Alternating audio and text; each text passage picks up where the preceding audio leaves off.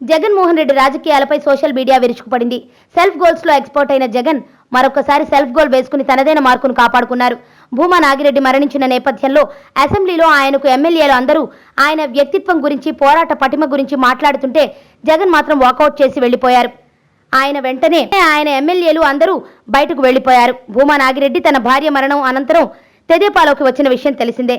ఇప్పుడు భూమా కూతురు భూమా అఖిలప్రియ జగన్ అసెంబ్లీలో కనీసం ఇన్ని రోజులు తన వెంట ఉన్నందుకైనా ఒక్క మాట మాట్లాడకపోగా భూమా గురించి చెడుగా మాట్లాడవలసి వస్తుంది, అలా చేయలేక బయటికి వచ్చా అనటంతో దీన్ని ఆయన పరిపక్వతకే వదిలేస్తున్నా అని ఆమె అన్నారు. జగన్ పార్టీ పెట్టిన నాటి నుండి మా అమ్మా నాన్న మమ్మల్ని కూడా వదిలేసి జగన్ కోసం కష్టపడ్డారు.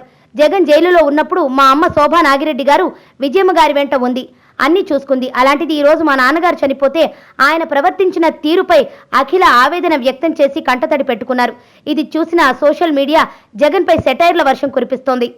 దానికి కౌంటర్గా ఏమి సమాధానం చెప్పాలో తెలియక వైకాపా వర్గాలు కూడా ముక్కును వేలేసుకుని తమ నేత తీరుపై మౌనం వహిస్తున్నాయి. జగన్ ఇలా చేయడం కొత్తేమీ కాదు, సెల్ఫ్ గోల్స్ వేసుకోవడంలో ఆయనకు ఆయనే సాటి అని రాజకీయ విశ్లేషకులు అంటున్నారు.